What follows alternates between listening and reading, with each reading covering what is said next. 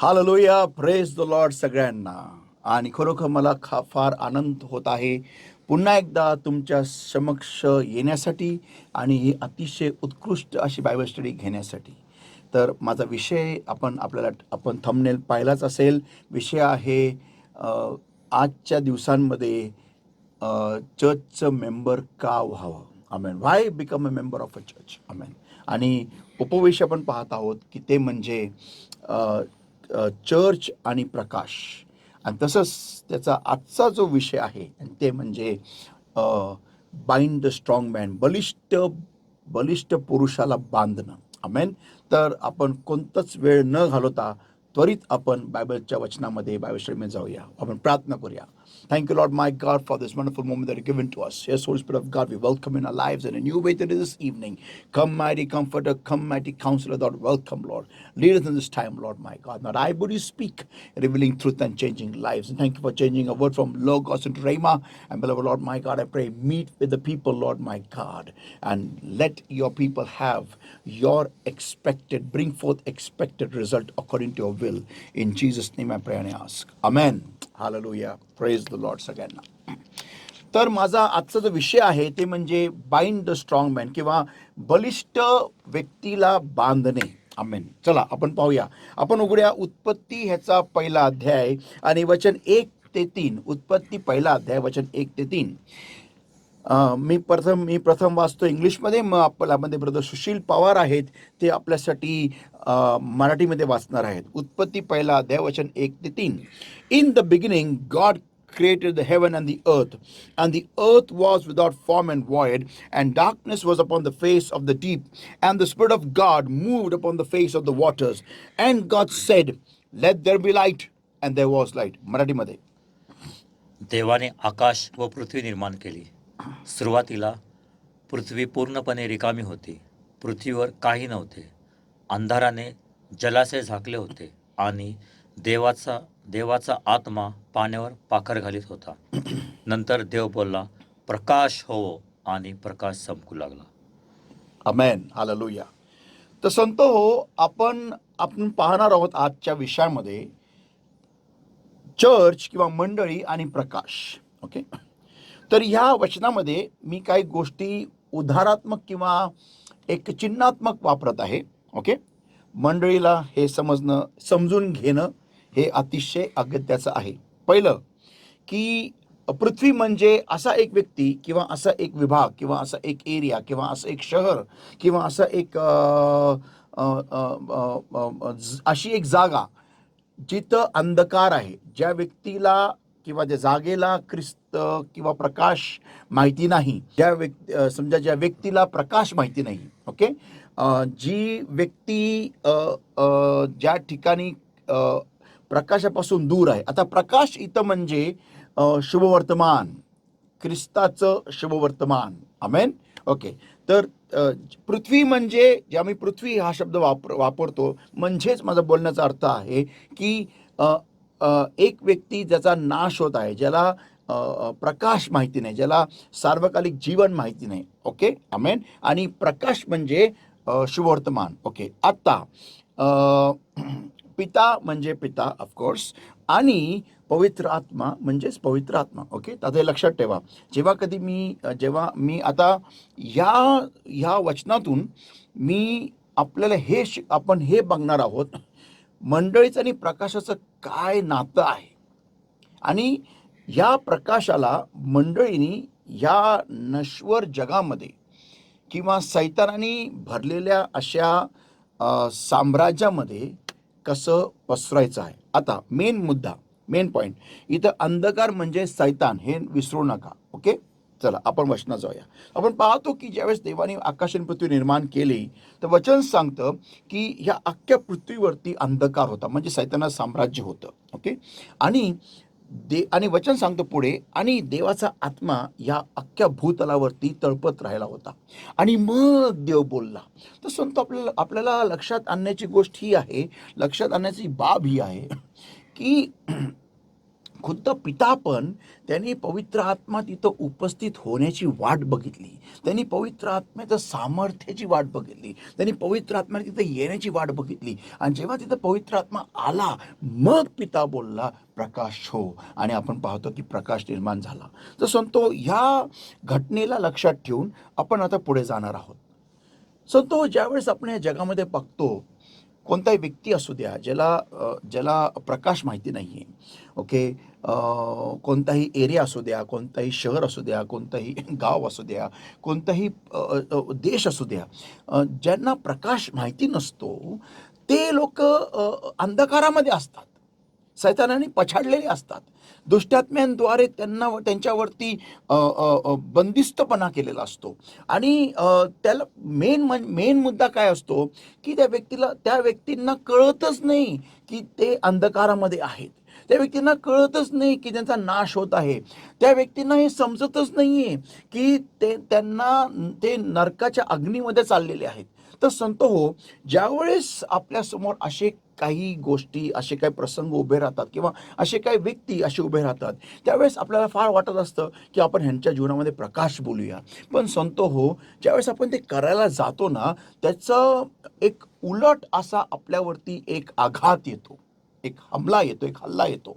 आणि मग आपण अक्षरशः भिवून जातो किंवा आपल्याला प्रश्न पडतो की हे का. मग आपण काय म्हणतो की नाही, असं वचनात दिलेलं असं होणारच आहे म्हणून असं होतंय. पण संतो, मी तुम्हाला सांगू इच्छितो, गरजेचं नाही आहे की आपला छळ झाला पाहिजे. गरजेचं नाही आहे, गरजेचं नाही आहे की असं काहीतरी नकारात्मक आपल्याबरोबर होईलच, असं काही गरजेचं नाही आहे. संत हो, लक्षात ठेवा. आपण उघडूया एफिसकरास पत्र 6 अध्याय वचन 11 ते 12. एफिशियन्स चॅप्टर 6 वर्सेस 11 to verse 12. एफिसकरास पत्र 6 अध्याय वचन 11 ते 12. Put on the whole armor of God, that ye may be able to stand against the wiles of the devil. For we wrestle not against flesh and blood, but against principalities, against powers, against rulers of the darkness of this world, against spiritual wickedness in high places. Amen. आपण वाचूया मराठीमध्ये. एफिसकरास पत्र याचा 6 अध्याय वचन 11 ते 12. एफिसकरास पत्र 6 अध्याय वचन 11 ते 12. देवाने दिलेले संपूर्ण चिलकत धारण करा, यासाठी की तुम्हाला सैतानाच्या दुष्ट योजनेविरुद्ध उभे राहता यावे. कारण आपले झगडणे रक्तमांसाबरोबर नाही, तर सत्ताधीशांविरुद्ध, अधिकाऱ्यांविरुद्ध व अंधकारातील जगाच्या सामर्थ्याबरोबर आणि आकाशातील दुष्ट आत्म्याविरुद्ध आहे. Amen, amen. तर आपलं जे युद्ध आहे ना संतो हो, हे रक्त आणि मांसाशी नाही आहे. आपलं युद्ध कोणाबरोबर आहे? सैतानाशी आहे, सैतानाच्या साम्राज्याशी आहे. आणि हे बघा, लक्षात ठेवा, प्रत्येक जागेवरती दुष्टात्म्याचं पकड असते, प्रत्येक व्यक्तीवरती दुष्टात्म्याची पकड असते. त्या व्यक्तीला समजत नसतं. मी पण ज्यावेळेस जगामध्ये होतो त्यावेळेस माझ्यावरती पण सैतानाची पकड होती. तर संत हो, आपल्याला कळणं गरजेचं आहे की ज्यावेळेस आपण अशा प्रसंगामध्ये, ज्यावेळेस त्या व्यक्तीवरती अंधकार पसरलेला आहे, उत्पत्ती पहिला अध्याय वचन 1, 2, 3, अंधकार पसरलेला आहे आणि पवित्र आत्मा तिथं नसताना, पवित्र आत्म्याच्या सामर्थ्याविरहित ज्यावेळेस आपण तिथं प्रकाश बोलतो, त्यावेळेस आपल्यावरती हल्ला होणार. म्हणून संतो, आपल्याला आज शुद्धीवर येणं गरजेचं आहे. ओके, तर म्हणजे काय, तर ज्यावेळेस तुम्ही कोणाही व्यक्तीला, कोणाही जागेला, कोणत्याही शहराला अंधार मुक्त करायला बघत असता, सैतानी शक्तीपासून दूर करायला बघत असता, आझादी द्यायला बघत असता, त्यावेळेस तुम्हाला हे कळणं गरजेचं आहे की तुम्ही नुसतं प्रकाश बोलत नाहीये, तुम्ही युद्धात चाललेले आहात. येस, तुम्ही आणि मी, आपण युद्धात चाललेलो आहोत अशा शक्तींविरुद्ध की जे आपल्यापेक्षा बलिष्ठ आहे. म्हणून तुम्हाला आणि मला पवित्र आत्म्याच्या सामर्थ्यामध्ये त्यांच्याशी लढा देणं हे गरजेचं आहे. पवित्र आत्म्याच्या सामर्थ्याने त्यांच्या विरुद्ध उभं राहणं हे गरजेचं आहे. हे तुम्हाला आणि मला कळणं गरजेचं आहे संत हो. म्हणून देवाचे लोक हे ऐकून घ्या की आपल्याला बघा, खुद्द पिता पण, खुद्द परमेश्वर ज्यांनी अख्खी सृष्टी निर्माण केली, जो सर्व सामर्थ्यशाली आहे, त्यांनी पण वाट बघितली पवित्र आत्म्याने तिथं पूर्ण पृथ्वी भरण्यासाठी. आणि मग तो बोलला. त्यांनी पण वाट बघितली. कारण पवित्र आत्म्याविरहित पिता आणि पुत्र दोघही जण काही करत नाही. मी परत सांगतो, पवित्र आत्म्याविरहित दोघही जण पिता व पुत्र दोघही काही करत नाही. आपण जर का पाहतो, ज्यावेळेस पवित्र आत्मा कुमारी मरियेवरती उतरून आला त्यावेळेस त्यांनी गर्भधारण केला. ज्यावेळेस पवित्र आत्मा ज्यावेळेस येशू ख्रिस्तावरती उतरून आला त्यावेळेस त्यांचे चिन्ह चमत्कार सुरू केले. आपल्याला हे कळणं गरजेचं आहे. बघा, पवित्र आत्म्याच्या 3 पायऱ्या आहेत. आपण पाहूया वचनातून. पहिलं, पवित्र आत्मा हा तुम्हा बरोबर असतो, तुम्हा सह असतो. मग सेकंड, पवित्र आत्मा तुमच्या आत असतो, म्हणजे पवित्र आत्मा बाप्तिस्मा. आणि तिसरं, पवित्र आत्मा तुम्हा वर असतो, तो आम्हाला अभिषिक्त करतो सेवेसाठी. आपण पाहणार आहोत ते योहान ह्याचा 14वा अध्याय, योहान ह्याचा 14वा अध्याय आणि वचन 17 आपण वाचूया. Yohan 14:17. Okay. John 14 verse 17, even the spirit of truth whom the world cannot receive, because it seeth him not, neither knoweth him, but ye know him, for he dwelleth with you and shall be in you. वाचा मराठीमध्ये योहान 14:17. सहाय्यकर्ता हा सत्याचा आत्मा आहे. जग त्याचा स्वीकार करू शकत नाही, कारण ते त्याला पाहत किंवा ओळखत नाही. पण तुम्ही त्याला ओळखता, कारण तो तुमच्याबरोबर राहतो, तो तुमच्यामध्ये वास करेल. तुमच्या बरोबर राहतो म्हणजे तुमच्या सह राहतो व तुमच्यामध्ये वास करेल. आमेन. हे आहे 2 पायऱ्या पवित्र आत्म्याच्या. आता आपण पाहणार आहोत 3री पायरी पवित्र आत्म्याची. ते म्हणजे प्रेषांची कृत्येचा 1 अध्याय आणि वचन 8. प्रेषित 1:8. Acts chapter 1 and verse 8. Acts chapter 1 and verse 8. प्रेषित 1:8. But ye shall receive power after that the Holy Ghost is come upon you, and ye shall be witnesses unto me in both Jerusalem and in all Judea and in all Samaria and unto the uttermost parts of the earth. वाचा वचन 8. प्रेषित 1:8. परंतु पवित्र आत्मा तुम्हाकडे येईल, मग तुम्हाला शक्ती मिळेल. मग तुम्हाला शक्ती किंवा सामर्थ्य प्राप्त होईल. परत वाच. परंतु पवित्र आत्मा तुम्हाकडे येईल. तुम्हाकडे रॉंग ट्रान्सलेशन आहे. तुम्हा वर येईल. वर. हे कडे नाहीये, रॉंग येते. तुम्हा वर येईल, मग तुम्हाला सामर्थ्य प्राप्त होईल. का तर अख्ख्या जगामध्ये, यरुशलेममध्ये, यहुदामध्ये, समार्यामध्ये आणि पृथ्वीच्या टोकापर्यंत तुम्ही मध्ये साक्षी होण्यासाठी. ओके. तर संतो लक्षात आपण वाचूया लूक 4 अध्याय आणि वचन 18. Look 4:18. Look 4:18. Look 4:18. The Spirit of the Lord is upon me, because he hath anointed me to preach the gospel to the poor. वाचा लूक 4:18. प्रभूचा आत्मा मजवर आहे. करेक्ट. कारण एक मिनिट. प्रभूचा आत्मा वर. बघा शब्द वर आहे. वर. पुढे. कारण त्याने मला अभिषेक केला आहे. अभिषेक केलाय कशासाठी? यासाठी की गरिबांना सुवार्ता सांगण्यासाठी. करेक्ट. गरिबांना सुवार्ता सांगण्यासाठी. संतो लक्षात ठेवा, ज्यावेळेस तुम्ही कोणालाही प्रकाश किंवा सुसमाचार किंवा सुवार्ता सांगता त्यावेळेस तुम्ही त्या व्यक्तीच्या जीवनामध्ये सैतानाचं साम्राज्य मोळखळीस आणत असता. त्यावेळेस तुम्ही त्या व्यक्तीच्या जीवनावरती जे सैतानी अंधकाराची शक्ती राज्य करत असतात किंवा त्या एरियामध्ये राज्य करत असतात, तुम्ही त्याच्या विरोधामध्ये जाऊन लढाई करता. हे काय लहान लेकराचं काम नाहीये. हे काय अशा लोकांचं काम नाहीये की ज्या लोकांना आत्ता कुठे प्रकाश समजलाय, आत्ता कुठे ते सत्यामध्ये आलेले आहेत. ते ह्या लोकांचं काम नाहीये. ते ह्या लोकांचं पण काम नाहीये की ज्यांना पवित्र आत्मा नाही मिळालेला. ते ह्या लोकांचं पण काम नाहीये की जे उघाच आमचे पास्टर आम्हाला सांगतात म्हणून आम्ही चाललोय. ते अशा लोकांचं पण काम नाहीये. ते फक्त त्या लोकांचं काम आहे की ज्यांनी किंमत मोजली प्रभू येशू ख्रिस्तावर राहायची, जसे त्या शिष्यांनी मोजली होती. 3.5 वर्ष ते प्रभू येशू ख्रिस्तावर राहिले होते. त्या लोकांना प्रभू येशू म्हटलेला आहे, जा आणि सुवार्ता सांगा. संतो आपल्याला हे कळणं गरजेचं आहे. विशेष करून पास्टरांना हे कळणं गरजेचं आहे की कोणाला आम्ही मैदानात पाठवायचंय आणि कसं पाठवायचंय. काय, कोणाला आणि कसं. लक्षात ठेवा, मी परत सांगतो, कोणाला आणि कसं पाठवायचंय. संतो लक्षात ठेवा, जोपर्यंत एखाद्या व्यक्तीवरती अंधकाराची ताकद आहे तोपर्यंत, किंवा एखाद्या एरियावरती किंवा कुठेही जर का शैतानी शक्ती जर का प्रबळ आहे, तर तुम्ही आणि मी त्या त्या व्यक्तीला कितीही आपण जर का प्रकाश प्रकाश प्रकाश बोंबललो तरी त्या व्यक्ती जीवनामध्ये प्रकाश येणार नाहीये. कारण त्या व्यक्तीला हे समजणारच नाहीये की तो अंधकारामध्ये आहे. त्याला त्याचा अंधकार प्रकाश वाटतो आणि तुम्ही जाऊन त्याला सांगता की तो अंधकारात आहे, तो कसा स्वीकारेल संतो? कसा स्वीकारणार तो? त्याला कळतच नाहीये. त्याला डोळे असून दिसत नाही, कान असून ऐकायला येत नाही आणि तोंड असून बोलू शकत नाही. म्हणून संतो, तुम्हाला आणि मला हे कळणं गरजेचं आहे की सैतानाचं साम्राज्य जे अख्ख्या भूतलावरती आज आहे, अंधकाराने भरलेलं आहे.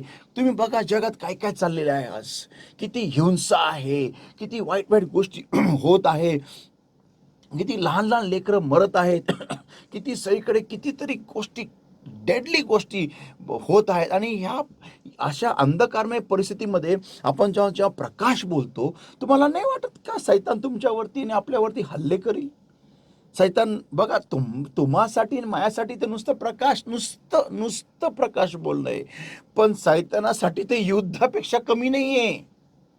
ते जणू काय असं माहिती का, एका भुकेल्या वाघाच्या तोंडामध्ये आम्ही तोंड उघडतो आणि त्यांनी जो खाल्लेला जो घास आहे त्याच्यामध्ये आपण हात घुसवतो आणि तो घास बाहेर काढतो. जणू काय असं आहे ते. तुम्हाला वाटेल तो वाघ शांत बसेल? तुम्हाला वाटतं? No, come on. जर का आपल्याला वाटत असं आपण वेडे आहोत, तो शांत बसेल नाही. तो तो तो तुम्ही यायच्या आधीच त्याच्या एजंट्सला, त्याच्या दुष्टात्म्यांना एजंट्सला तो पाठवतो. आणि तुम्ही एखाद्या व्यक्तीला बंधमुक्त करण्याआधीच तो तिथं ते पूर्ण कार्याची वाट लावून टाकतो,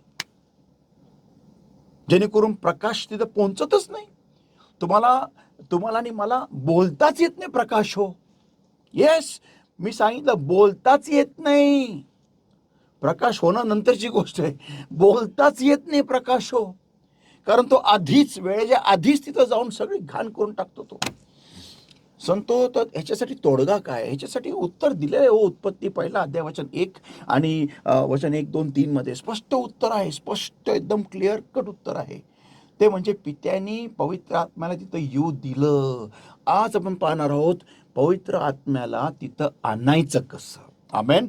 let's go into the word of God. आपण पाहूया, आपण आज थोडंसं खोल जाऊया. ओके. तर सर्वात प्रथम लक्षात ठेवा, जर का एखाद्या व्यक्तीला मला बंधमुक्त करायचं असेल तर मला त्या दुष्टात्म्याला, त्या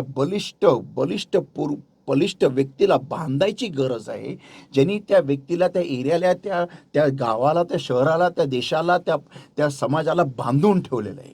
ओके, आपण उघडूया मत्तईचा 12वा अध्याय, मत्तई 12:29. मॅथ्यू 12:29.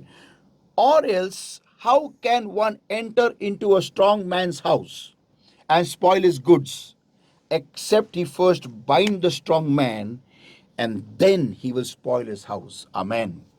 वाचा. किंवा एखाद्या बलवान मनुष्याच्या घरात शिरून त्याच्या घरातील सर्व वस्तूंची चोरी जर कोणाला करायची असेल तर प्रथम त्या बलवान मनुष्याला तो बांधून टाकील व मग तो चोरी करेल.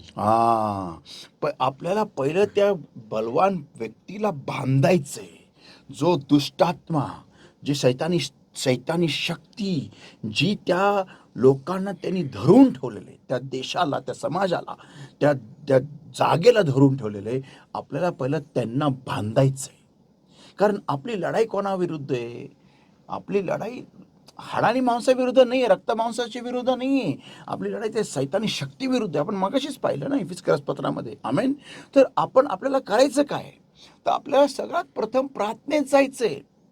संत हो, लक्षात ठेवा, जोपर्यंत तुम्ही कमीत कमी 40 दिवस उपास आणि प्रार्थना, तर एक नीट ऐका, ज्यावेळेस तुम्ही उपास करता त्यावेळेस तुम्हाला कामाला जायला परवानगी नाही. ज्यावेळेस तुम्ही उपास करता त्यावेळेस तुम्हाला शाळेला जायला परवानगी नाही. ज्यावेळेस तुम्ही उपास करता त्यावेळेस तुम्हाला कॉलेजमध्ये जायला परवानगी नाही. ज्यावेळेस तुम्ही उपास करता त्यावेळेस तुम्हाला बिझनेस पण करायची परवानगी नाही. त्या दिवशी त्या दिवसांमध्ये तुम्हाला प्रार्थनेत बसायचं आहे. आता पुष्कळांना माझं हे बोलणं पटणार नाहीये, पण तुम्हाला सांगू द्या, ह्याला म्हणतात उपास. नाही तर तुम्ही जे करता ना, आपण जे करतो ना, उपाशी राहायचं आणि कॉलेजला जायचं, उपाशी राहायचं आणि कामाला जायचं, उपाशी राहायचं आणि बिझनेस करायचं, उपाशी राहायचं आणि सगळीकडे फिरायचं, त्याला म्हणतात डायटिंग. त्याला म्हणतात डायटिंग, त्याला उपास नाही म्हणत. ओके, सो प्लीज स्वतःची फसवणूक करू नका. कृपा करून स्वतःची फसवणूक करू नका. उपास करताना तुम्हाला प्रार्थनेत बसायचंय, सिरियस प्रार्थनेमध्ये. नुसतं टावाळक्या करत बसायचं नाहीये. तर लक्षात ठेवा, तुम्हाला पवित्र आत्म्याचं सामर्थ्य, पवित्र आत्म्याची उपस्थिती त्या व्यक्तीवर, त्या जागेवर, त्या शहरावर, त्या मोहल्ल्यावर, त्या एरियावर आणायची आहे, देशामध्ये आणायची आहे. त्यासाठी तुम्हाला प्रार्थनेत जाणं, मला प्रार्थनेत जाणं गरजेचं आहे. आणि नुसती अशीच प्रार्थना नाही, अशी ही प्रार्थना नाही. तुम्ही युद्ध करत आहात. आपल्याला हे विसरणं चालणार नाही की आपण युद्ध करत आहोत. हे इट्स अ वॉर, एक युद्ध आहे. आणि सैतान ह्याला कधी आवडणार नाही की आपण लोकांना सार्वकालिक जीवनामध्ये घेऊन जाऊ. तर संत हो, लक्षात ठेवा, आपल्याला युद्धाच्या प्रार्थनेत जायचंय. आपल्याला त्या बलिष्ठ पुरुषाला बांधून नष्ट करायचंय आणि त्या लोकांना मोकळं करायचंय, त्या समाजाला मोकळं करायचंय, त्या देशाला मोकळं करायचं, त्या शहराला मोकळं, त्या गावाला मोकळं करायचंय. आपण जे सैतानी शक्तीने त्यांना जखडून ठेवलेले, जे आजार आहे, जे लोक पीडित आहेत, जे लोक गरिबीमध्ये आहेत, जे लोक दास्यामध्ये आहेत, ज्या लोकांना सैतानाने वेगवेगळ्या आजारांनी पिछाडून ठेवलेलं आहे, त्या सगळ्यांना आपल्याला बांधून नष्ट करायचे. प्रार्थनेमध्ये रूम बंद करून अन्य भाषेत प्रार्थना करायची, अन्य भाषेत प्रार्थना करायची. आणि लक्षात ठेवा, ज्यावेळेस तुम्ही पुष्कळता मी पाहतो, ऑल नाईट प्रेयर, अहोरात्र प्रार्थनेला बसूया चला. आणि प्रार्थना चला, आता 6 तासाची प्रार्थना असते, त्यामध्ये 1.5-2 तास गाणेच गाणार. हां, मग त्याच्यानंतर समजा 2 तास गाणे गायले, मग 2 तास वचन बोलणार, झाले 4 तास. आता उरले फक्त किती? 2 तास. म्हणजे टोटल 6 तासाची प्रार्थना होती. 2 तास गाणे गायले, 2 तास वचन सांगितलं आणि आता 2 तास प्रार्थना करणार. आणि त्यामध्ये पण लोक झालं. मग कसं तुम्ही युद्ध जिंकणार आहे? प्रार्थनेला जेव्हा बसताना, ऑल नाईट प्रेयरला बसले ना, अहोरात्र प्रार्थनेला बसले ना, तर प्रार्थनाच करायची. आणि ते पण अन्य भाषेमध्ये, अन्य भाषेमध्ये गाणे गाणार. Hallelujah hallelujah. ही प्रार्थना नाहीये. तुम्ही एखाद्या आत्म्याला नरकाच्या अग्नीतून वाचवते, त्याला म्हणतात प्रकाश बोलणं. आणि त्यासाठी तुम्हाला पवित्र आत्मा तिथं असणं गरजेचं आहे. कारण नुसतं तुमच्या बोलण्याने प्रकाश निर्माण होणार नाहीये त्याच्या अंतःकरणामध्ये. आमेन, येस. फक्त आपल्या बोलण्याने होणार नाहीये. तर आपल्याला लक्षात ठेवायची गरज आहे की तो आत्मा, तो नरकात चाललेला आहे आणि तो सैतान त्याला घेऊन चाललेला आहे. तर तुम्हाला आणि मला त्या सैतानाविरुद्ध लढाई द्यायची आहे, लढा करायचा, लढा. आणि त्यासाठी तुम्हाला अन्य भाषेमध्ये, बघा सैतान किती हुशार आहे. काही वर्षांपूर्वी आपल्या लोकांमधला एक व्यक्ती, त्याचं काय डोकं सटकलं बघा. आणि असे काय अनेक सेवक वर्ग जे अख्ख्या जगामध्ये होते, त्यांनी सगळीकडे जाऊन स्वतःच्या पैशांनी जाऊन आणि दुसरीकडून मदत मागून पण त्यांनी सगळीकडे जाऊन हे प्रचार केला की अन्य भाषेत प्रार्थना करू नका. का? कारण अन्य भाषेत प्रार्थना म्हणजे मंडळीचं सामर्थ्य. Hallelujah, yes. अन्य भाषेत प्रार्थना म्हणजे एका विश्वासधाराचं सामर्थ्य. त्यांनी जाऊन अख्ख्या समाजामध्ये, अख्ख्या ख्रिस्ती समाजामध्ये, अख्ख्या मंडळामध्ये पसरून टाकलं की अन्य भाषेत प्रार्थना करणं गरजेचं नाही, अन्य भाषेत प्रार्थना करू नका. आणि अक्षरशः त्यांनी मंडळींना, त्यांनी त्या व्यक्तींनी आणि त्या अनेक लोकांनी कमजोर करून टाकले, एकदम कमजोर. आणि मग आता झाला सुरू छळ. तुम्हाला सांगू इच्छितो की बहुतेक कदाचित 2022 साली माझ्या मुखाद्वारे पवित्र आत्म्याने एक भविष्यवाणी केली होती की 2024 नंतर किंवा 2023 नंतर छळाला सुरुवात होणार आहे, आगमन होणार आहे. आणि तसं झालं बरोबर. संतो आज पण पण पण कितीतरी वर्ष झालेले आहेत. हा व्यक्ती सगळीकडे जाऊन पसरून सांगतोय, कितीतरी कष्ट घेऊन सांगतो, अन्य भाषेत प्रार्थना करू नका, अन्य भाषेत प्रार्थना करू नका, अन्य भाषेत प्रार्थना करू नका. आणि पुष्कळ साऱ्या सेवक वर्गांनी, पुष्कळ साऱ्या मंडळांनी अन्य भाषेत प्रार्थना करणं बंद करून टाकलं. का? कारण तो व्यक्ती सांगतो, पण त्यांनी बायबल वाचलं नाही. त्यांनी बायबल वाचलं नाही, त्यांनी बायबलचा अध्ययन केला नाही, अभ्यास केला नाही. त्यांनी हा विचार केला नाही की यार, ज्यावेळेस प्रेषित लोक ज्यावेळेस कोणावर हात ठेवून प्रार्थना करायचे, त्यावेळेस वचन सांगतं की ते लोक अन्य भाषेत बोलायचे, त्यावेळेस प्रेषितांना कळायचं की त्यांना पवित्र आत्म्याचं दान मिळालेलं आहे. अन्य भाषा हे पहिलं प्रूफ आहे, पहिलं सबूत आहे की एखाद्या व्यक्तीला पवित्र आत्मा मिळालेला आहे. आणि लोकांनी अभ्यासच केला नाही. आणि कोणीही व्यक्ती कसा येईल, काही जो गाणे गातो, काही करतो, येईल, हा चला अन्य भाषेत नाही बोलायचं. अहो कसं काय? म्हणजे तुमचा अभ्यासच नाही आहे का? म्हणजे तुम्ही स्वतःचं घर खडकार बांधत नाही आहे का? म्हणजे तुम्ही तुमचं घर काय वाळूवर बांधता? वाळू म्हणजे देवाचे लोक. म्हणजे हा बोलला नाही, हा बोलला हा बोलला नाही करायचं, नाही हा बोलला करायचं. अरे हे काय? आणि म्हणून तर आज आपली अशी फजिती झालेली आहे, आपली त्रादा अशी का झालेली आहे? आज आपल्या लोकांना भिकाऱ्यासारखं वागवलं जातंय. का जाते? कारण आपण सामर्थ्यहीन जातोय ना युद्धाला. सामर्थ्यहीन, आपल्याकडे सामर्थ्यच नाहीये ना. आपण असेच चाललेलो आहे, असेच. आणि त्या सिंहाचं तोंड उघडताना म्हणतो, काढ त्या आत्मे, काढ बाहेर. सिंह तुम्हाला राहू देईल? कम ऑन, विचार करा या गोष्टीवरती. संतो, आज तुम्हाला आणि मला थोडासा विचार करायचा आहे की आम्ही काय करतोय नक्की. काय येशू काय भिकारी आहे? हे प्रकाश काय भिकारी आहे? येशू सुवर्तमान काय भिकारी आहे? हा, की आपण लोकांपर्यंत जायचं आणि त्यांच्याकडून शिव्या खाऊन परत यायचं आणि प्रकाश बोलायला संधी पण मिळत नाही? नाही संतो, हे चुकीचं आहे. आपल्याला वचनामध्ये देवानी सामर्थ्य दिलेलं आहे. आपल्याला येशू ख्रिस्तानी खुद्द वधस्तंभावरती जीव देऊन पुनरुत्थित होऊन आपल्याला परत एकदा पवित्र आत्मा पाठवलेला आहे. पवित्र आत्मा हा सामर्थ्याचा आत्मा आहे, भयाचा नाही. तर प्रत्येक मंडळींनी आजच्या तारखेला हे मी सांगत नाही, देवाचा आत्मा तुम्हाला सगळ्यांना आज्ञा देत आहे. प्रत्येक मंडळींनी प्रार्थनेमध्ये घुसायचंय. वचन सांगतं, आपण उघडूया यशायाचा 2रा अध्याय, याचा 2रा अध्याय आणि वचन 1 पासून पुढे आपण वाचूया. आयझाया चॅप्टर 2 अँड वर्स 1 ऑनवर्ड्स. यशाया 2रा अध्याय वचन 1 पासून पुढे. फार महत्वाचं आहे. यशाया 2रा अध्याय वचन 1 पासून पुढे. The word that Isaiah the son of Amoz saw concerning Judah and Jerusalem. And it shall come to pass in the last days that the mountain of the Lord's house shall be established in the top of the mountains, and shall be exalted above the hills, and all nations shall flow unto it. Hallelujah. वाचा यशाया 2रा अध्याय वचन 1 आणि 2. आमोजाचा मुलगा यशया याला यहुदा व यरूशलेम यांच्याबद्दल दृष्टांत झाला. शेवटच्या दिवसात परमेश्वराचे मंदिर असलेला डोंगर सर्व डोंगरांपेक्षा उंच होईल. तो टेकड्यांपेक्षा उंचावला जाईल. सर्व देशातील लोक तेथे जातील. आमेन, आमेन. शेवटच्या दिवसांमध्ये परमेश्वराच्या घरचा डोंगर उंच केला जाईल. म्हणजेच की डोंगर म्हणजे प्रार्थना.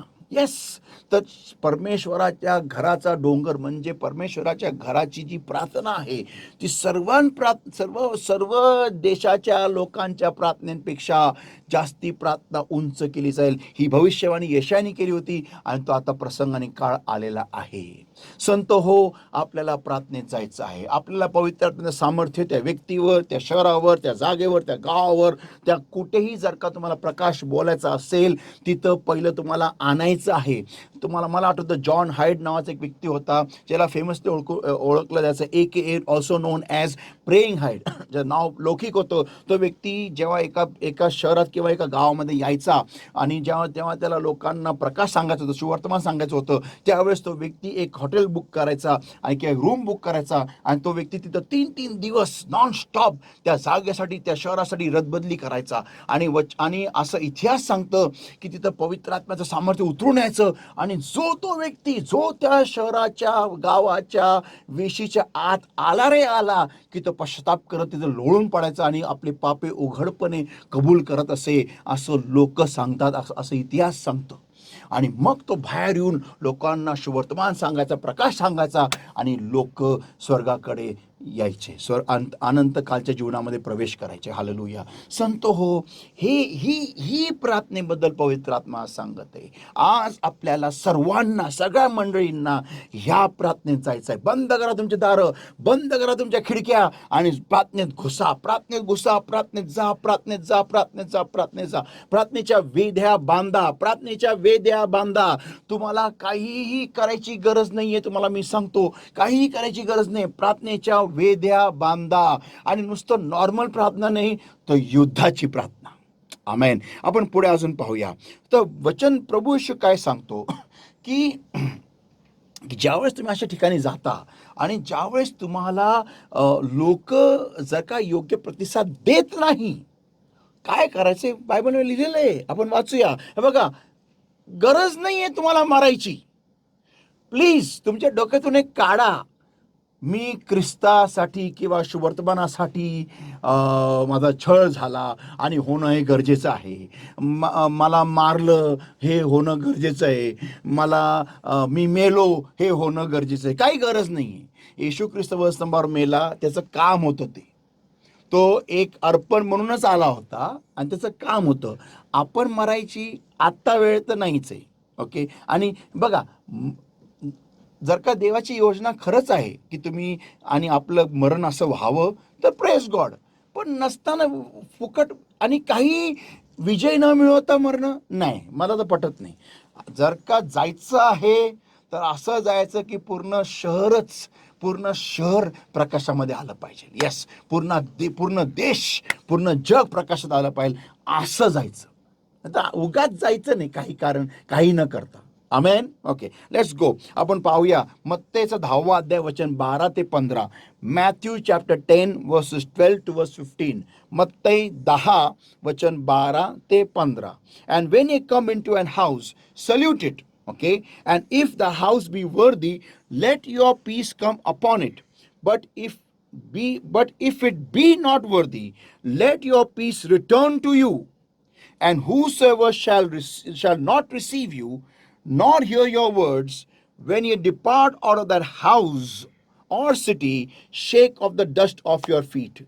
Verily I say unto you, it shall be more tolerable for the land of Sodom and Gomorrah in the day of judgment than for that city. Hallelujah. Amen. वाचा. त्या घरात प्रवेश करतेवेळी येथे शांती असो असे म्हणा. जर ते घर खरोखर योग्य असेल तर तुमची शांती तेथे राहील. पण जर ते घर योग्य नसेल तर तुमची शांती तुमच्याकडे परत येईल. आमेन. पुढे.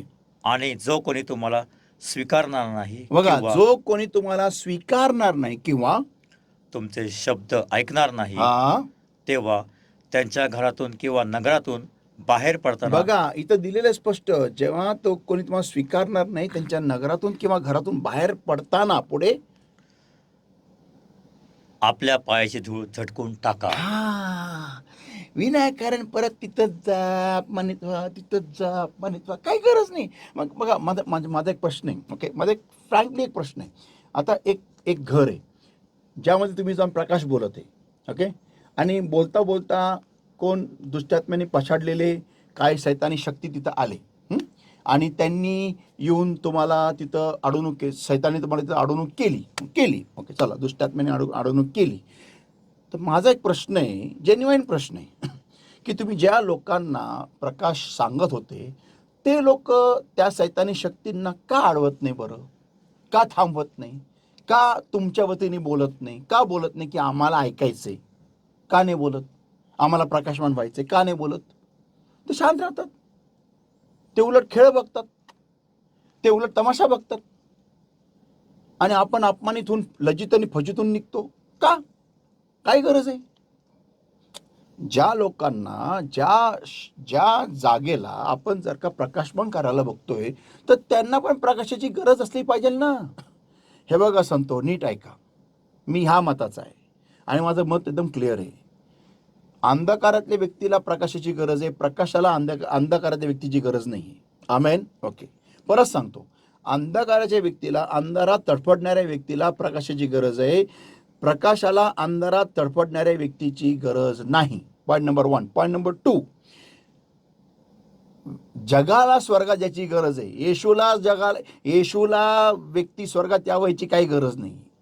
जो व्यक्ती स्वर्गात जाऊ इच्छितो त्याला येशूची गरज आहे. आमेन. तर तुम्ही बळबळ लोकांना प्रकाश घ्या, प्रकाश घ्या, प्रकाश घ्या, प्रकाश घ्या आपण करतोय, चुकीचं करतोय आपण,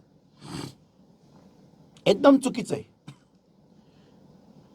एखाद्या व्यक्तीला जर का जाणीवच होत नाहीये की तो अंधकारात आहे, तो का प्रकाश ऐकून घेईल बरं? येस. तर ती जाणीव होण्यासाठी पवित्र आत्मा तिथं असणं गरजेचं आहे, आणि तुम्हाला कमीत कमी 40 दिवस प्रार्थना करावी लागणार. मग तिथं पवित्र आत्मा सानिध्य उपस्थित राहील. मग जेव्हा तुम्ही बोलाल त्यावेळेस प्रकाश निर्माण होईल.